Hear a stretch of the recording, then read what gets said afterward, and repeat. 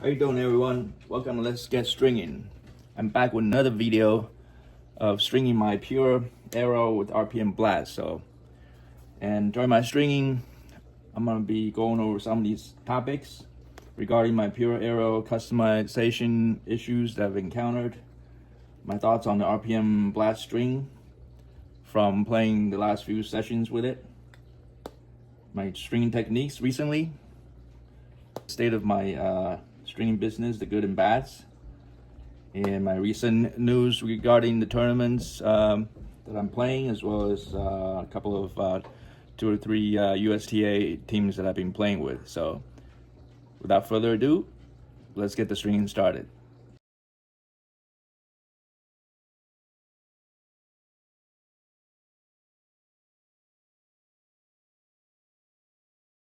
I'm doing the RPM Blast 125 gauge at a tension of 50 pounds with no pre-stretch. This racket has 6 sets of grommet holes in the throat. That's why I weaved it through. Inserted the string through the throat end, meaning your loop falls on the throat. It's only for any beginners that may be watching. You can ignore it if you're a advanced stringer, and I welcome any constructive criticisms. Alright, now I'm pulling the first string, 55 pounds. Note that I lift up my clamp so the opposite string stays horizontal. That's gonna give you the most consistent tension on the string being pulled.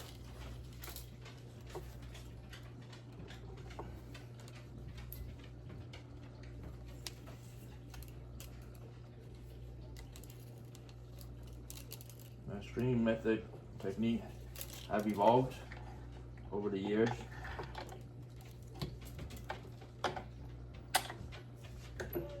Most recent change is that I no longer wrap the poly strings around the diabolo, as you can see. I only do that with soft strings nowadays.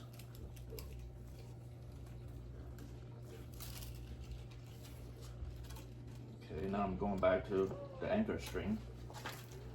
Pulling that at 50 pounds.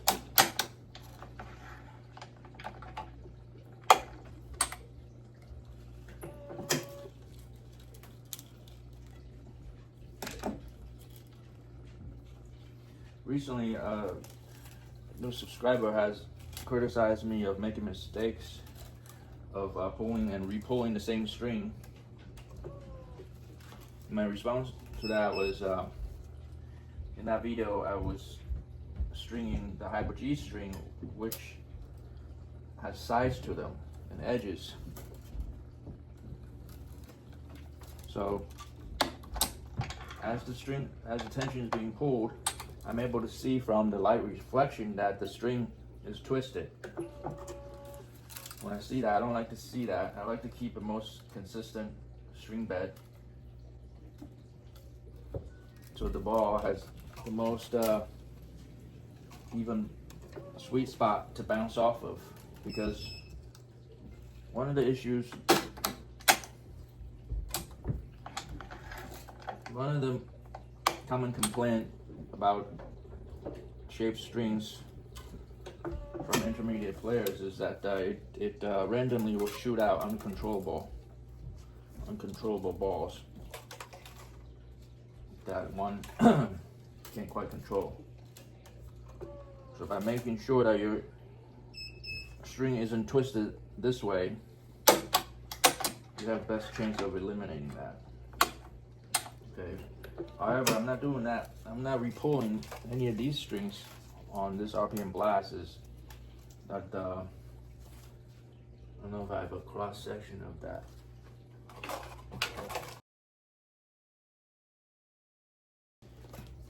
It has rounded edges, so the effect on that on the ball is not as much of an issue compared to a string with sharp edges.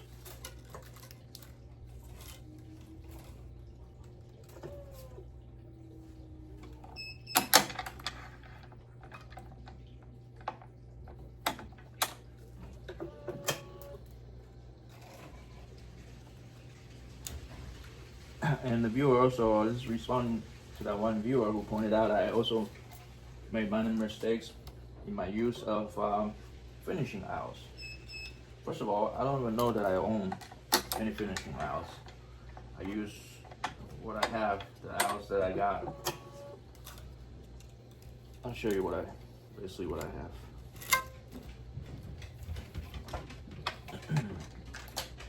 This is what I have. I think I got it off of Amazon. It screws together like a cigar. It's pretty neat. And it's a pretty short thing. I'll measure it for you. Alright, from the end to the tip,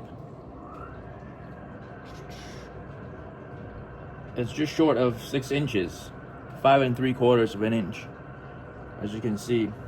So I don't know if that's able to give me enough leverage when I do it, or maybe I'm just stabbing in the wrong direction. I usually only want to stab it this way instead of pushing the string back up, the cross string that is. So that's why if the smiley face is like in the opposite direction, I usually try to rotate it and stab it this way. So maybe that's what you mean. You know, maybe sometimes I'm pushing it instead of pulling it towards myself. Maybe I asked that viewer, maybe he give me some more pointers as to what I can improve. So maybe if you're watching, you can send me a link of your video, so I might be able to learn from it.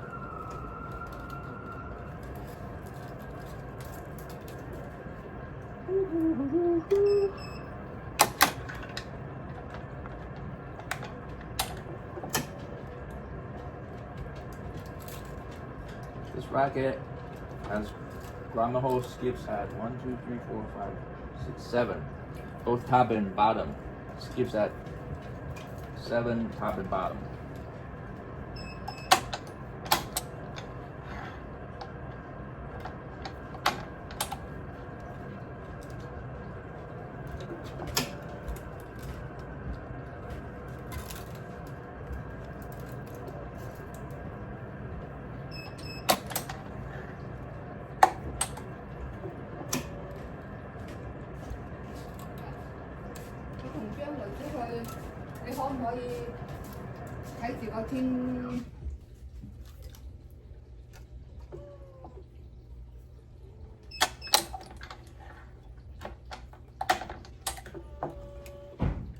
And this racket requires another grommet hole skip at the ninth grommet hole, both top and bottom.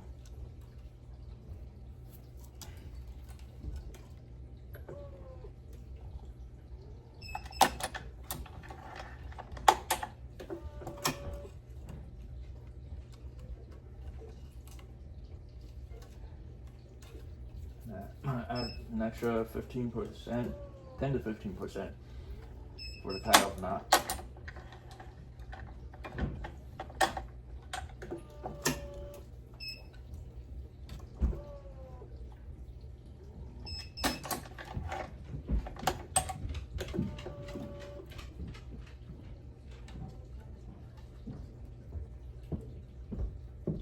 Rosin Pro knot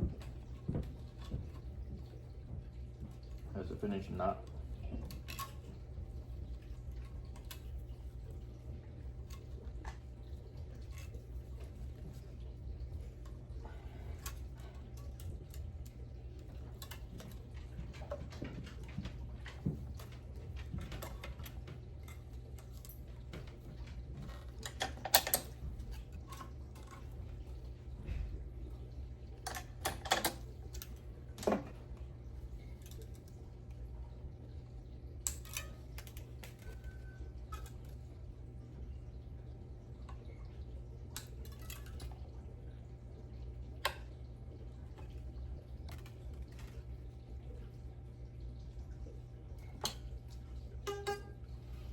That's my quality control check.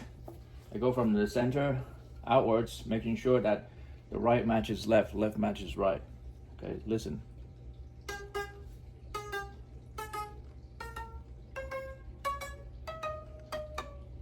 that means I have a evenly matched string bed in tension. Okay, so in case you criticize my starting methods or something, or if I'm not clamping off certain strings close enough to the frame, well, show me how you verify your tension, making sure that you have the proper tension then. Okay, let's start off on the cross string.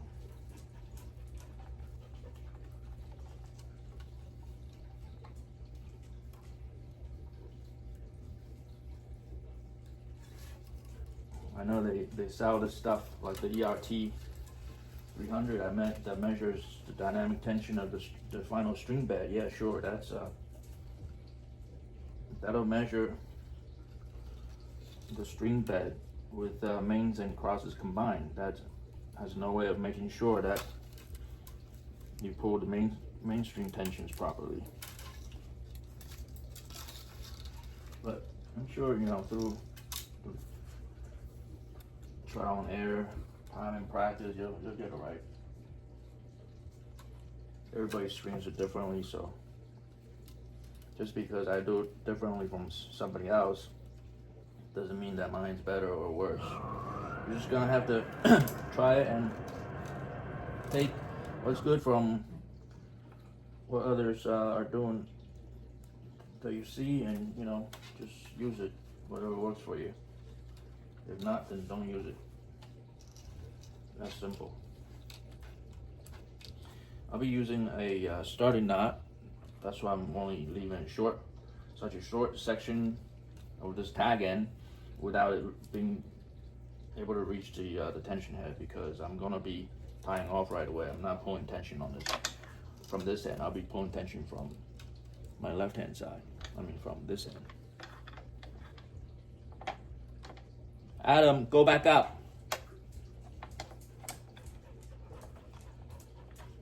I got my brother-in-law's dog over here with me. What are you doing, Adam? You want to be on camera? He's a stray dog that was rescued from the streets of Taiwan, transported over here to the United States for people to adopt. Can you believe that?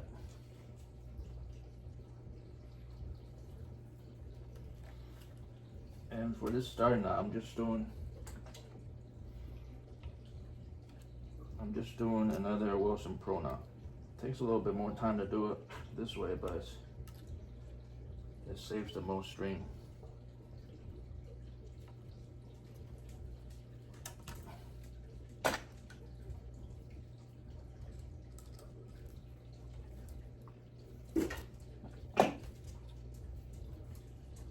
I'm pulling string from this end.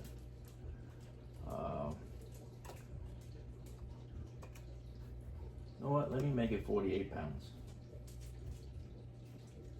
So it'll be 50 by 48.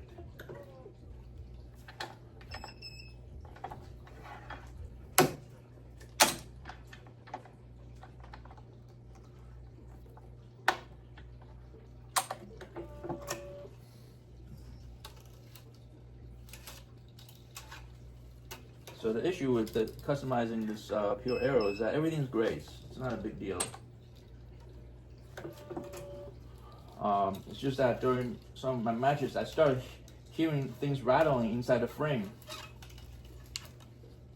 So last night, matter of fact, I had to do it again, was by removing these side grommets.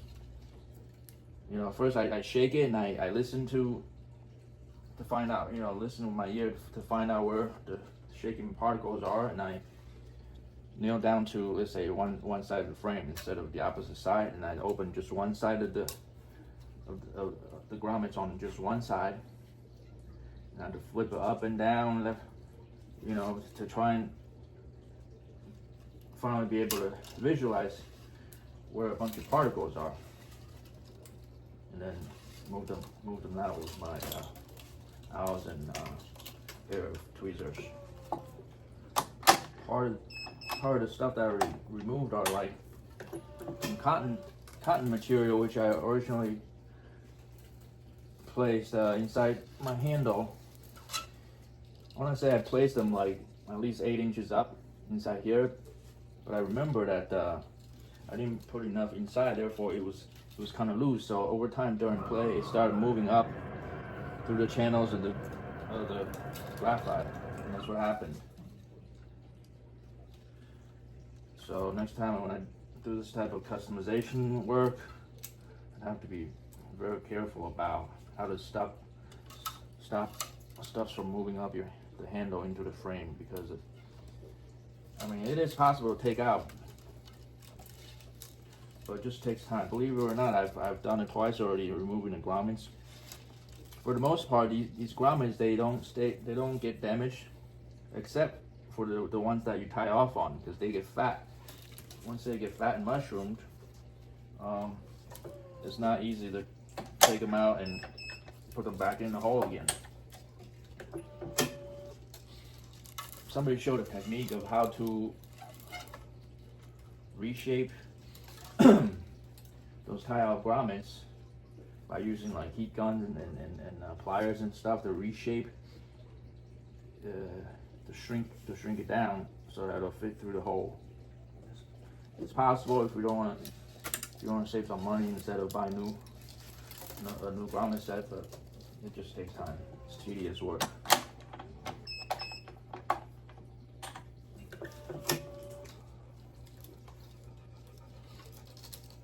Other than that, this racket is playing fine. In terms of RPM blast, I've played it like I've strung them on both this racket as well as my Clash98 at least twice already. And for the most part, my arms were pretty comfortable. They give me pretty good energy return compared to some strings like the Hyper G. I feel like when I strike the ball just right in the sweet spot, it shoots out with much more spin and speed, it feels like, compared to Hyper G. However, even on paper, the tension maintenance isn't as good as Hyper G. I noticed that after about 6 or 7 hours of using it, it starts to lose tension. And the string comes with originally some kind of oily coating. I could feel it even during stringing. So it's to help the main strings snap back off of the cross strings. However, that coating will wear off really quick. Literally like after 2-3 hours. You can feel it if you're really trying to notice something. So after like a couple of sessions, when I noticed that, a hack that I do on it is that I actually drop a few drops of oil like all along the street spot. I mean, not to like coat it out so heavily that the oil transfers on the ball and then it gets all nasty during play, but just enough to help the mains, start moving again.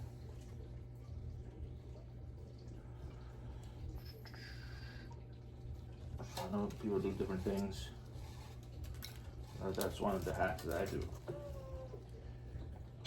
Somebody has asked what kind of oil that I use. Pretty much any oil that won't make too much of a grease. I use something light. Let's put it that way. Matter of fact, I have it right here. It's clipper oil. I used to use it on my dog electric clippers. I actually don't apply it out of this bottle because too much of it comes out. I fill it in some kind of a small tube that I have upstairs with like really tiny opening on the nozzle, so it comes out like tiny drops, just enough for me to get on some of the intersections between the mains and crosses.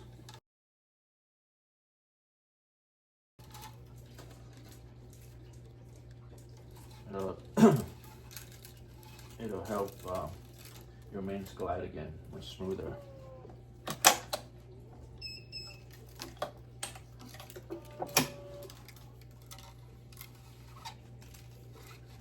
Other than that, there's no complaints about this string. Oh, actually, like, I played 2 long sets with somebody in really humid weather. I kept getting sweat in my eyes.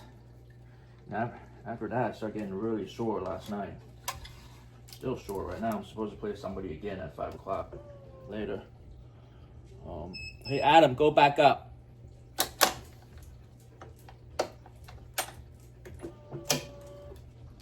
Let me put him back up. Yeah, my basement is really dusty. I don't want him sucking up stuff and causing problems. Oh, okay. So I was saying I'm feeling a bit of arm pain. That's the reason why I'm restringing this racket right now. As a prevention to any injury. Even though I check my strings after every couple of sessions. I would move them and check the notches to see how deep the notches are. Because those notches on the cross strings, once they develop so deep, they'll trap your main strings in, preventing your main strings from moving. I mean, from flat hitters, it's not that much of a deal because they meet the ball at a much straight on angle. You don't necessarily need to like bite the ball and brush the ball up as much as a topspin hitter. But I'm not no such high level player, so, and I have my hitting techniques are flawed as well, as you can see from some of my videos. So it could be my technique, not the equipment at all. But at my age, anything helps, including equipment and strings and tensions and stuff, because I want to be playing for as long as possible. And I played on the last set of RPM Blast for at least 8 hours already, so it's time anyway. So sometimes it's a good idea to cut it out and restring even way before they start notching up and give you problems. If you play with this RPM Blast string, how many hours do you get out of it? And are you somebody who religiously restrings only after the string breaks on you, or do you do it after a certain amount of hours? Let me know below in the comments.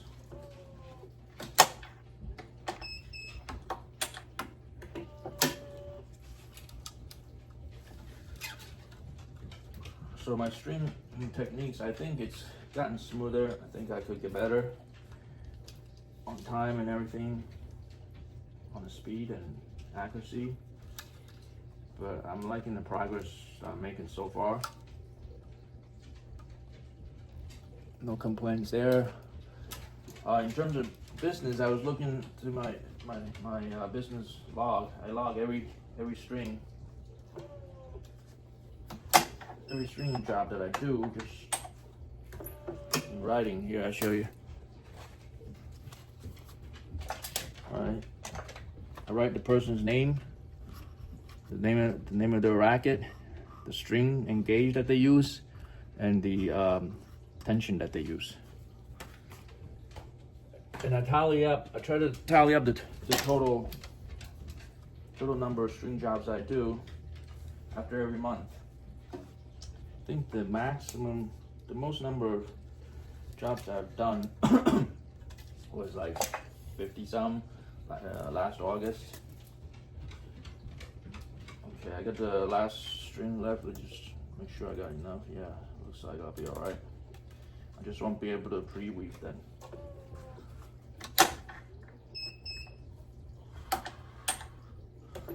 So yeah, that was my most busiest month was last August. I would have at least 1 to 2 rackets to string like every day. So this business seems to be on up climb. It's not climbing fast enough. I'm not doing no like large scale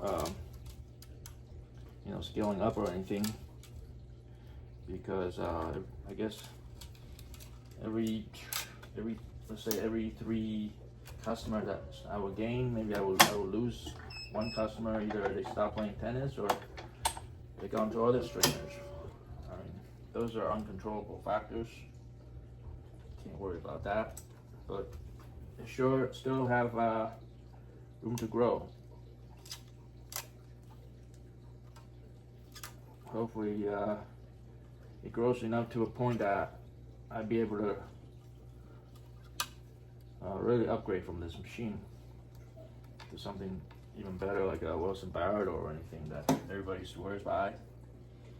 But it's just something that I don't have the budget to get right now.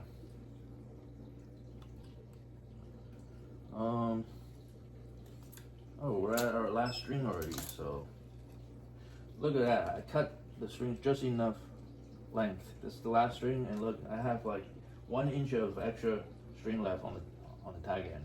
So no waste. Literally no waste at all. There's other times, especially on soft strings, I would cut it too long. I end up wasting like 2 or 3 foot worth of strings. So every 2 or 3 foot adds up after 16 string jobs. You know, that adds up to like, you know, 1 or 2 other extra string jobs that you could have.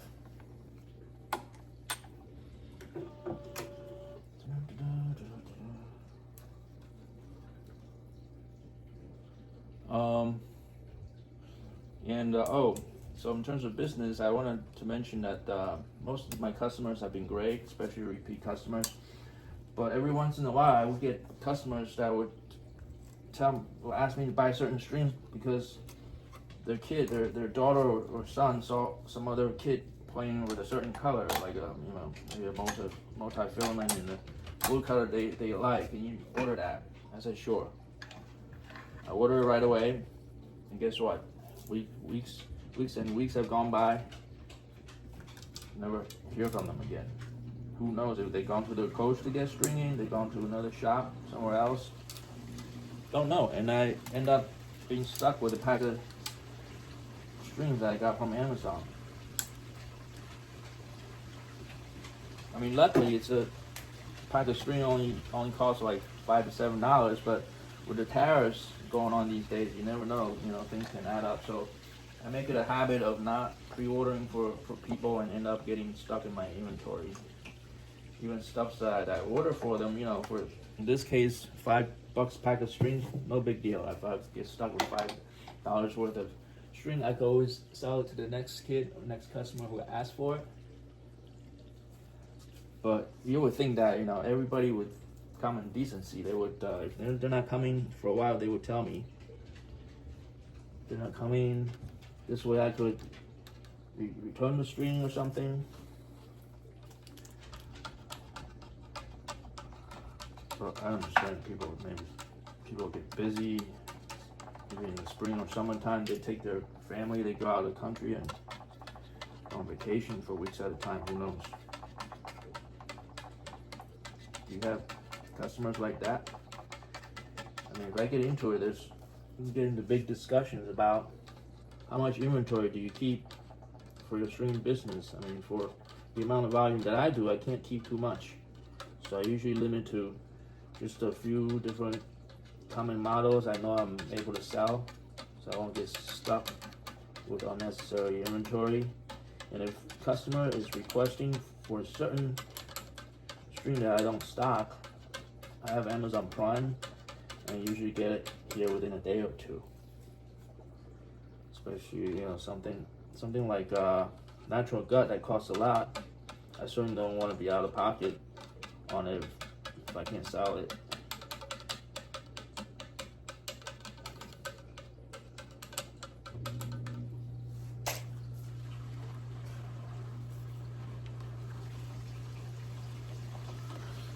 I meant to go over my tennis journey with the 50 plus Facebook tournament. I made it to the finals, actually. About to play this guy in a couple days. He's a 4.5 level player, so it's nothing for me to lose. I'm only a 3.5. I fully expect myself to get beaten by him 6-love. So I guess it'll be considered a win for me if I could even get a couple of games from him.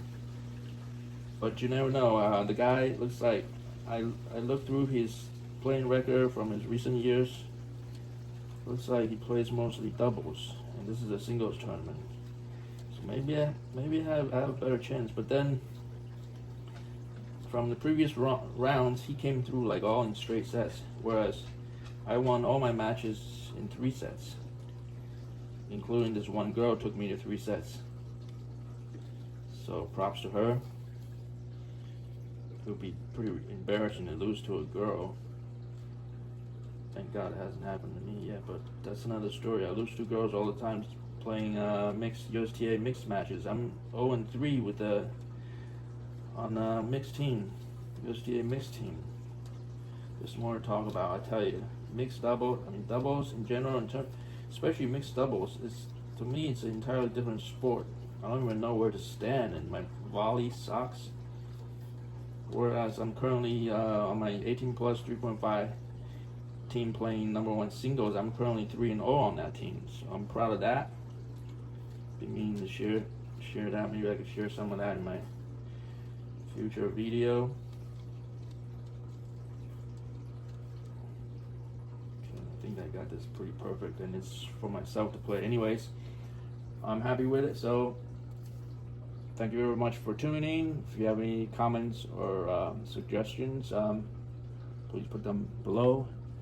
And I hope to see you next time. Happy stringing and happy hitting. Enjoy your tennis journey, everyone. Take care.